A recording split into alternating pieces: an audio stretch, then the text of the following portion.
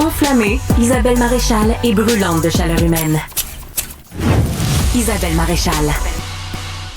Vous avez vu le contexte géopolitique actuel, les pressions de Donald Trump, ce qui se passe en Ukraine, qui a accepté les termes d'un accord avec les États-Unis. Apparemment que ça va être signé demain à Washington. Le président Volodymyr Zelensky qui a accepté donc de brader d'une certaine façon les richesses minérales de son pays pour le sauver de cette guerre depuis 3 ans qui tue des centaines de milliers de citoyens ukrainiens, des Russes également.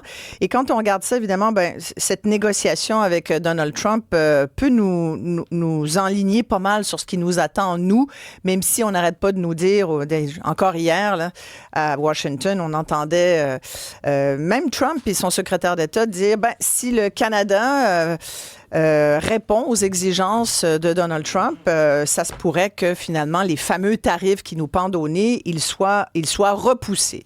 Fait que cette espèce de chantage économique va falloir vivre avec pendant les 4 prochaines années. Mais ce que je veux parler avec vous ce matin, c'est toute cette question de l'utilisation des recherches, des richesses minérales des pays. Et vous savez que chez nous aussi, au Québec, nous sommes un vaste territoire extrêmement prolifique, lucratif, rempli de magnifiques ressources. On pourrait parler longuement du bois, on pourrait parler longuement de l'eau, mais j'ai envie de parler de minerais. Vous savez qu'il y a en ce moment un front commun qui est en train de s'organiser parce qu'on parle de plus en plus de ces projets de transport d'énergie fossile qu'on croyait enterrés pour de bon, mais qui ressurgissent chaque fois qu'il y a une crise économique, on ressort un maudit pipeline qu'on n'est plus capable. Fait que, bref, on se dit... Parlons-en véritablement et cherchez une espèce d'exemple pour vous montrer à quel point, quand on laisse aller ce genre de situation, ce sont les citoyens qui payent. Je disais ce matin dans ma chronique à mon collègue Mario Dumont que je m'étais même tapé le rapport du BAP de 285 pages. Puis sincèrement, hier soir, j'étais tellement... crinqué, les amis. Allez le lire, ça vaut la peine. Vous pouvez même être au courant de tout ce qui se passe dans le dossier de la fonderie Horn, puisque c'est de cela dont je vais vous parler, avec des invités qui connaissent très, très bien le sujet. Ils viennent de publier Zone sacrifiée, qui a été lancée au début du mois. Il va d'ailleurs l'être ce soir à Sherbrooke pour les citoyens de la région de Sherbrooke, en Estrie. Manquez pas ça. Zone sacrifiée, c'est sous la direction d'Anaïs Barbeau-Lavalette. Merci d'être là, Anaïs. Plaisir. Mère au front, qui a cofondé Mère au front. Toi aussi, Mère au front, j'ai vu que tu as mis ton beau cœur vert. Je mets mon cœur vert, bien sûr. Je ne peux pas aller à toutes les manifs, vous en avez beaucoup, mais mon cœur y est. Bien mon sûr, cœur de Marie. Et Steve Gagnon également, dramaturge bien connu, acteur, metteur en scène, qui a collaboré également à Zone sacrifiée. Merci d'être là. Ah, avec plaisir. Père au front. Père au front, oui. Père au front, c'est important de dire qu'il n'y a pas que les mères qui sont outrées, les pères aussi, c'est important. Et avec nous également, elle est à Rouyn-Noranda, Jennifer Ricard-Turcotte, qui est une mère au front. Elle a également participé à Zone sacrifiée. Elle vit à Rouyn-Noranda. Comme vous le dites très bien, Jennifer, merci d'être là. Vous n'avez pas choisi Rouyn-Noranda, vous êtes née dans cette ville que vous aimez profondément. Vous élevez vos 3 filles et pour vos 3 filles, vous avez envie de vous battre contre tout ce qui se passe depuis très longtemps, d'ailleurs, avec la fonderie Horn. Oui, effectivement, c'est très, très important là, de prendre la parole dans ce dossier-là puis de dénoncer ce qui se passe à Rouyn-Noranda parce que c'est une très, très grande injustice environnementale. Puis, bien sûr, ça a été, je pense que le livre Zone sacrifiée sera un bon outil pour aller vers les gens puis pour faire connaître cette situation-là.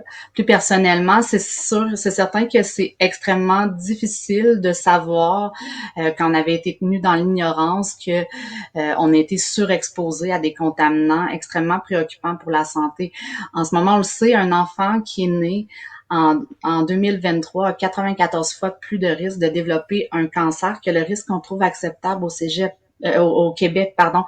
Puis ça, c'est les chiffres de l'INSPQ, là. C'est les chiffres du gouvernement lui-même. Donc, j'allais vous demander votre source parce qu'il y a toujours quelqu'un qui dit « Ouais, mais c'est quoi cette source-là? » Est-ce que ça sort d'où, là? On le sort de quel chapeau? Dans Zone sacrifiée, il y a vraiment beaucoup de données que vous avez vérifiées, n'est-ce pas, Bien sûr, il n'y a Anaïs? aucune de ces données qui n'est pas double, triplement validées par des scientifiques et ces données-là sont connues du gouvernement. C'est ces données aussi, c'est les données de la santé publique, donc. Donc, quand vous écrivez, et je cite, zone sacrifiée, les enfants de Rouyn-Noranda ont de l'arsenic dans les cheveux, dans les ongles et probablement dans les os aussi. La concentration d'arsenic dans le corps des citoyennes et particulièrement des enfants entre 9 mois et 6 ans est en moyenne 4 fois plus élevée que celle observée dans la population témoin d'Amos. Qui n'est pas exposé à ces sources industrielles d'arsenic ou autres sources de contamination. Tes enfants sont une zone sacrifiée.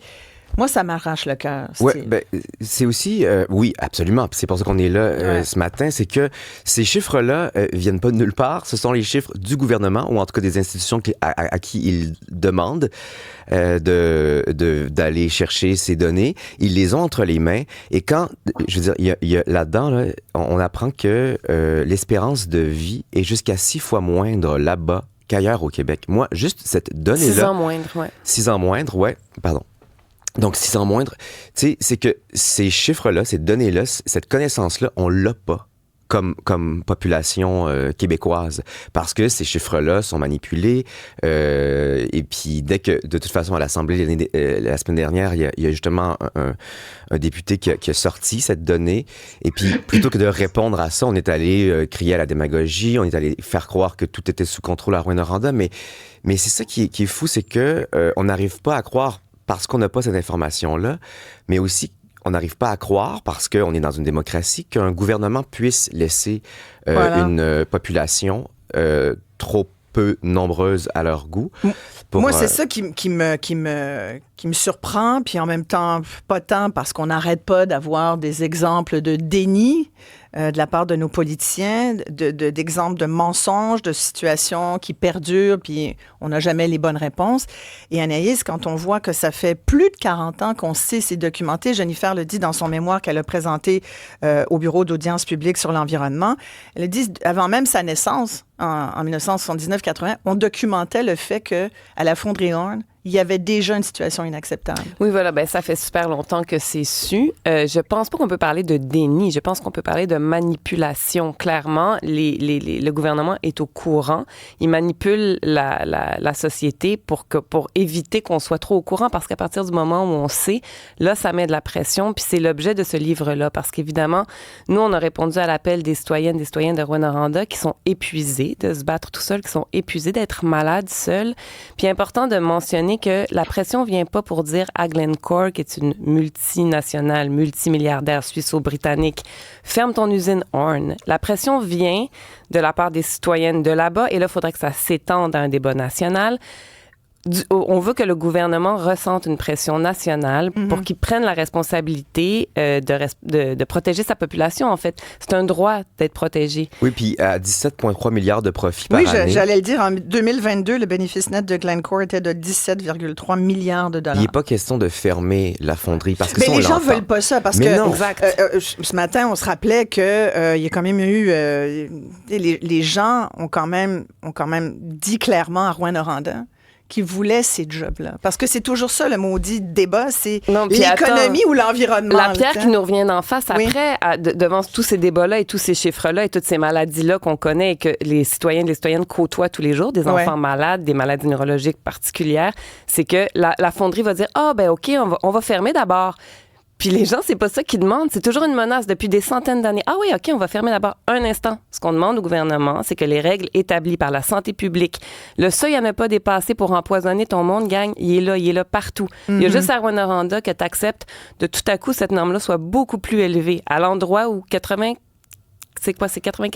14 fois plus. Non, mais le pourcentage d'arsenic dans le ciel, 98% de l'arsenic se retrouve dans le ciel de Rouyn-Noranda. C'est à cet endroit-là qu'on se dit, on va baisser un petit peu la norme à cet endroit-là. T'sais. Mais tout ça pour dire que cette compagnie a les moyens de créer des infrastructures pour protéger la population tout en pouvant garder l'usine fonctionnelle. Mais Jennifer, ça fait des années que c'est demandé et elle le fait pas vraiment. Enfin, je lisais des communications, des articles, des communiqués de presse.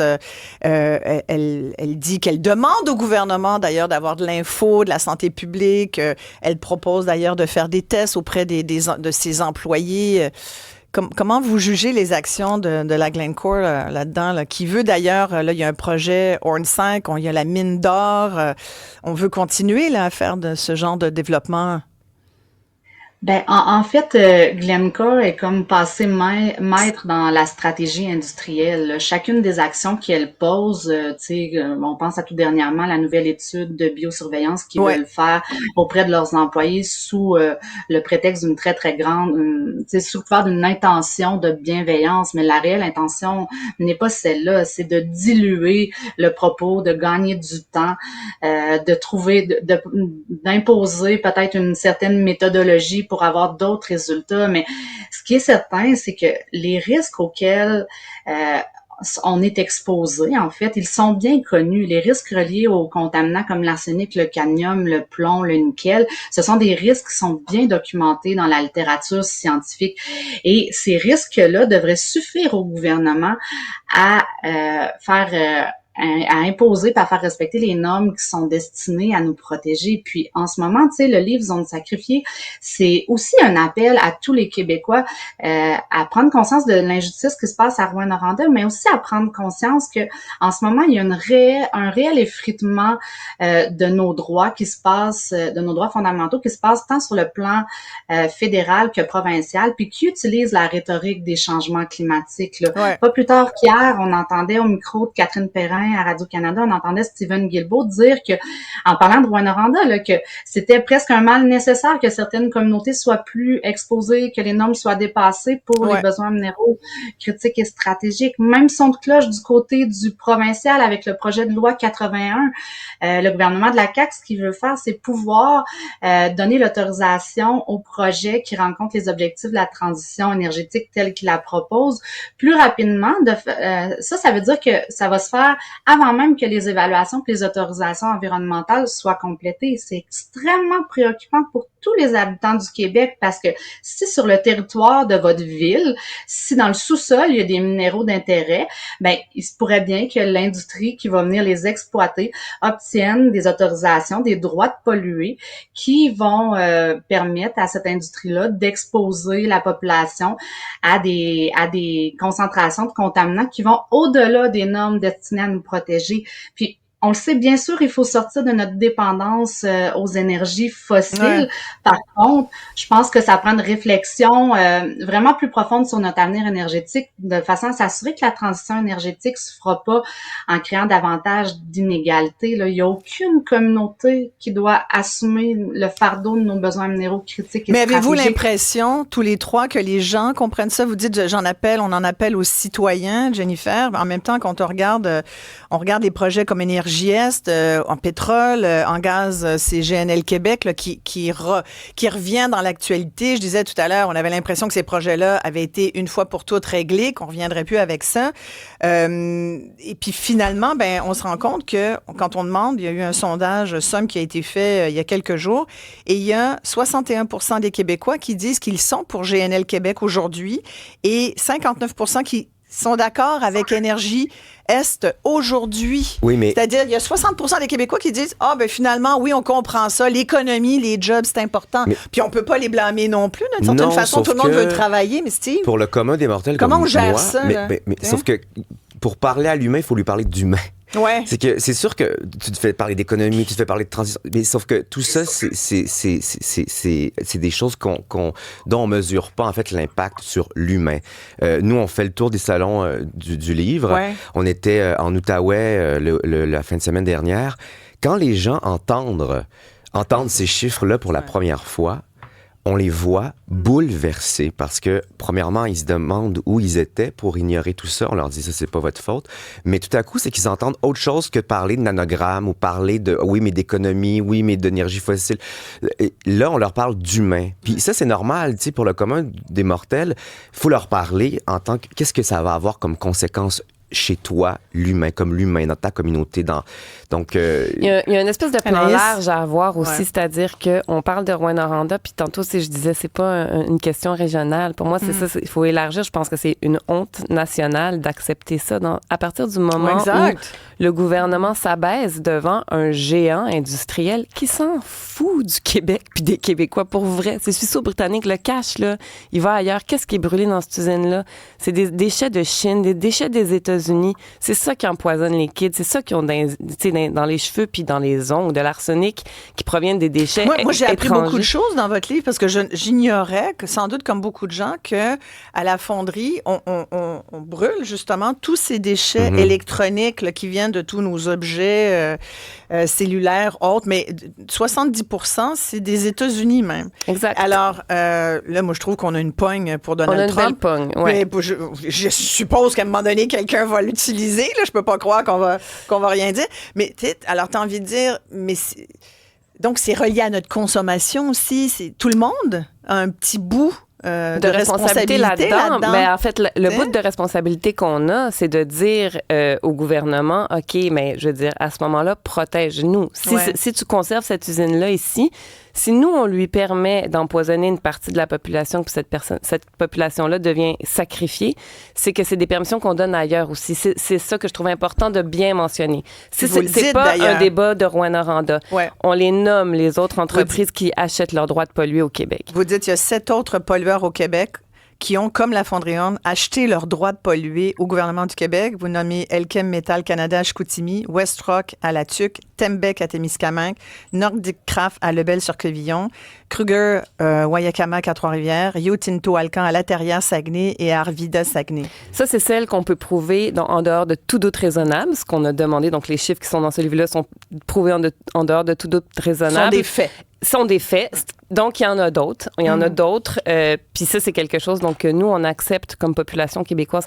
Ça fait petit en tabarnouche, je trouve. Mais parce qu'on ignore ce que ça crée vraiment. Exact. Parce qu'après, c'est vrai qu'on a une responsabilité, puis ça, c'est mondial, c'est international, il faut consommer moins. Le monde roule en F-150 au Québec, on va se le dire. T'sais, tout le monde trouve l'environnement, c'est important, mais j'aimerais ça y aller avec mon char. Là. Mais là, quand même, Qu'est-ce qu'on fait pour gérer cette espèce de... Ben, non, mais c'est pas que l'usine a pas sa fonction, au contraire. D'ailleurs, les gens de Rouen, ils veulent la garder. Là. Oui, c'est ça. C'est pas que l'usine a pas sa nécessité. Tu sais, ce qu'elle fait est essentiel et nécessaire. Mais c'est juste qu'ils le font pas de la bonne manière alors qu'ils ont les moyens de le faire. Moi, j'ai quand même envie de dire que pendant longtemps aussi, on disait, ouais, mais c'est le principal employeur de la région. Oui. Maintenant, c'est le CIUS. Bien entendu que le CIUS de la région soigne aussi des jambes cassées puis des gens qui ont des cataractes, mais puis toutes sortes mais sauf que là, tout à coup, c'est que ils soignent aussi tous ces les problèmes de ceux qui sont exposés par le maintenant deuxième plus grand employeur de la région. Donc là, à un moment donné, il y a une absurdité. Donc, bien entendu qu'il faut faire cet effort de moins consommer, puis d'avoir cette prise de conscience-là. Mais en ce moment, ce qui concerne Rouyn-Noranda puis d'autres régions au Québec, c'est inacceptable, puis c'est là-dessus qu'il faut que le gouvernement agisse. Il y a Martin qui nous écrit « On consomme les produits que nous brûlons. C'est un cercle vicieux. C'est à nous de changer nos consommations, sinon... Arrêtons de nous plaindre. De nos petits luxes, c'est de la pollution. Tous nos petits luxes, c'est de la pollution, dit Martin. On parlait de consommation en première demi-heure d'émission, puis du fait qu'on était tellement... Tu sais, on est dans le crédit, on s'achète, on se met dans le trouble avec des biens qu'on va brûler plus tard ailleurs au détriment de la santé de nos enfants. Ouais. Est-ce que vous pensez que les gens sont conscients de ça assez? Vous, Mère au front, vous en parlez, vous faites des manifestations, Anaïs. Encore le 8 mars, là, il va y avoir...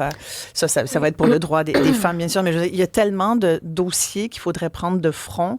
À un moment donné, ça finit par être épuisant. Oui, bien d'accord. Es-tu fatiguée? Non, oui, je suis fatiguée. On l'est toutes et tous, je pense. Puis par rapport à l'espèce d'ampleur de toutes les batailles à mener, c'est sûr qu'il y a un sentiment d'impuissance un peu Mais est-ce qu'on a la possibilité d'influencer les politiciens? Là-dessus, oui. Oui, je pense que oui, parce que ça, c'est un clou sur lequel on peut cogner. C'est un débat national. Tu sais, évidemment, avec tout ce qui se passe aux États-Unis, on se sent un peu... pétrifié. Là, on a un levier. C'est un débat national et un de nos outils, c'est celui-là parce qu'à partir du moment où on sait, quand ça sort de la région et que les gens savent, l'amont de pression augmente. Puis c'est ça, je pense que ce livre-là peut faire, en fait, peut avoir comme répercussion. Oui, parce que jusqu'à maintenant, il y avait 150 personnes qui mettaient de la pression sur le gouvernement. C'est rien, ça pour les faire céder. Mais le livre, en fait, il a été conçu pour ça, pour dire, OK, vous ignorez ça. Maintenant, faisons circuler ces chiffres-là, ces données-là. Donnons aussi de la place à ces enjeux-là dans les médias, parce que ça ajoute énormément. Du moment où ta population le sait, ça te met énormément de pression. Il y a la voix de citoyenne de Rouyn-Noranda, de la zone tampon, qui est dans ce livre-là, des gens qui souvent sont bâillonnés, n'osent pas parler fort parce qu'il va y avoir des répercussions. C'est ça, là, c'est là qu'on est. Là. C'est bonjour l'état de droit.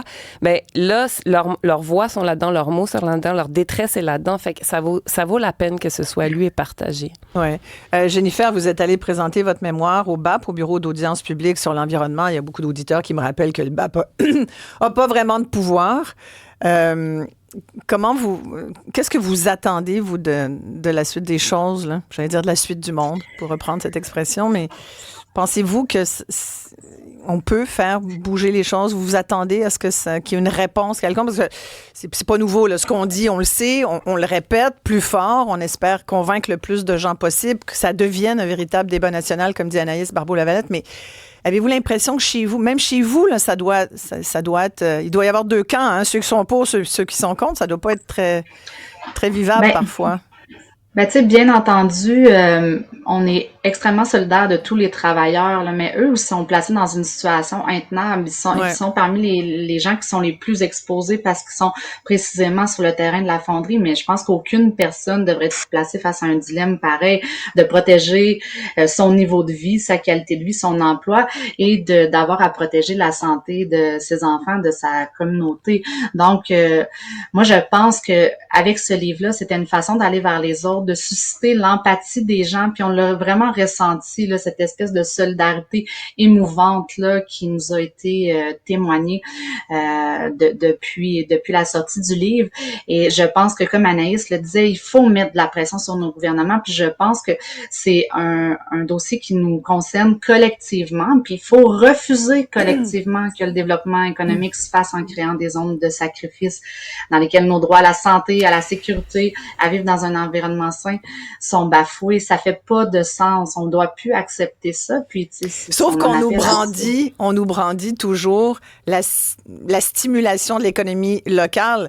J'ai pris cet extrait du BAP, du rapport du BAP, dans le chapitre 9, où on parle de la justification du projet. C'est le titre du chapitre.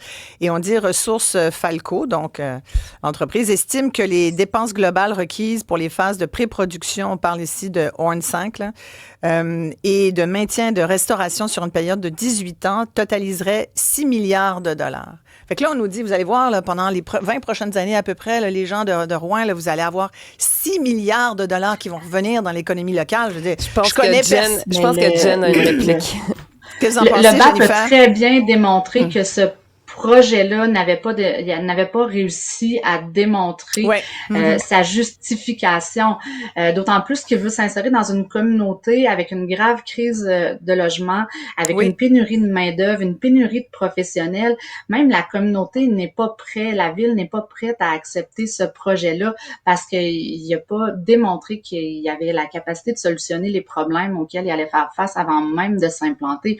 Puis tu sais, nous, on a vécu ça comme la population, une partie de la population a vécu ça comme une profonde injure, étant donné que le dossier de la qualité de l'air et des sols avec la fonderie Horn est loin d'être réglé. Et là, on veut nous proposer un projet supplémentaire sous prétexte qu'il y a du cuivre. C'est vraiment préoccupant parce que ce projet-là va dynamiter sous les installations de la fonderie Horn, sous une usine d'acide sulfurique vieille de 30 ans. Et puis, il y a des risques de sismicité induite, c'est-à-dire d'induire des tremblements de terre. Et les répercussions, la santé publique avait publié un rapport dans les années 90 qui disait que si jamais un événement majeur, un accident industriel majeur se produisait, ça pourrait occasionner jusqu'à 2600 blessés, 40 décès. Là, c'est extrêmement préoccupant. Donc, ce projet-là ne tient pas la route, mais t'sais, en plus de vivre déjà avec tous les risques que ça comporte de vivre à côté d'un gros complexe industriel, on veut proposer d'autres projets. Le sacrifice de notre population, là, on le ressent fortement, là. Mais j'espère que les gens vont être touchés par votre cri du cœur. C'est pas alarmiste, là. C'est vraiment la réalité, c'est ce qui se passe, c'est ce que les gens de Rouyn-Noranda vivent. Des fois, on vit dans la grande région de Montréal, un citoyen sur 2 vit dans la grande région, ça nous paraît loin, là. Des fois, on est plus près d'une plage à Cuba ou en République dominicaine que de nos magnifiques territoires. On est tous dirigés par ces mêmes élus-là qui, s'ils peuvent être à ce point malhonnêtes ou prêts à sacrifier une population, ben, on n'est pas plus protégés, nous, parce qu'on est à Montréal ou parce qu'on est ailleurs au Québec. Je veux juste dire rapidement aussi que, quand même, pour revenir sur ce que Jennifer disait, là-bas aussi, l'usine commandite, finance la plupart des événements sportifs, des centres culturels, des événements culturels. Alors, à partir de là aussi, c'est une population qui est muselée, qui se dit, moi, je le sais que en fait, j'aimerais bien dénoncer, mais je ne peux pas parce que mon théâtre va fermer, mon événement, mon festival de musique va fermer, et puis qui censure aussi des artistes. Il y a Simon Turcotte, qui est un artiste de là-bas, qui lui a été gravement malade et qui dénonce justement ce qui se passe avec la fonderie et qui a été écarté d'un festival punk de musique parce qu'il était trop politique et puis qu'il nommait trop la fonderie. Et comme ce festival de musique punk-là est commandité par la fonderie, ils lui ont demandé, en fait, ils lui ont dit, il faut qu'on te retire de la programmation. C'est ce qui se passe aussi avec la population là-bas. Donc, c'est pas entre eux que ça va se régler, tu sais, parce que c'est trop leur demander que de choisir entre leur métier, leur vie culturelle, leur vie sportive, leur vie sociale et leur santé. Donc, c'est pour ça que là, tout à coup, il faut qu'on soit plus solidaire, disons. Exactement. Solidaire, c'est un magnifique mot. Pour Alfred et Louise. Oui. Hein? Tes enfants, Steve. Anaïs pour Manoé, Ulysse, Mishka. Oui. Pour Alice, Olivia et Abby, Jennifer. Et je rajouterais pour Audrey et Laura. Oui, puis pour tous les enfants du monde, et j'en profite. Moi, ça m'émeut vraiment beaucoup. Oui, je te vois, t'es émue. Oui. J'en profite pour inviter... T'es belle quand t'es émue. Pour inviter les gens, les femmes et les hommes et tous ceux et celles qui les supportent à venir le 8 mars. On sait que le calendrier Google a sauvagement arraché la date du 8 mars, qui est la journée des droits internationaux des femmes, de son calendrier aux poubelles. Donc, je pense qu'on réfléchit beaucoup à qu'est-ce qu'on peut faire en ce moment. Moi, j'ai comme envie qu'on soit ensemble, puis qu'on se regarde dans les yeux, puis qu'on se tienne. Fait que 8 minutes de silence face au bruit tonitruant qui vient de l'autre bord de la frontière, le 8 mars devant le consulat des États-Unis. Puis on invite tout le monde ailleurs, dans n'importe quel village, dans n'importe quelle ville. C'est rendu outre-frontière. Il y en a qui partent, ça part en France et ailleurs dans le monde aussi, pour faire une grande chaîne donc humaine de solidarité pour qu'on se sache qu'on est ensemble, en fait. Voilà. C'est nous le contre-pouvoir. Voilà, c'est important. Merci beaucoup à tous les trois. Merci pour l'invitation. Jennifer Ricard-Turcotte, merci beaucoup. Mère au front, autrice de Zone sacrifiée avec Steve Gagnon, dramaturge, metteur en scène. Anaïs Barbeau-Lavalette, réalisatrice, scénariste, romancière, maman de 3 enfants et tutti quanti. Merci beaucoup à vous trois. Merci. Nous allons suivre ce dossier pour vous, les amis citoyens et citoyennes. Restez là.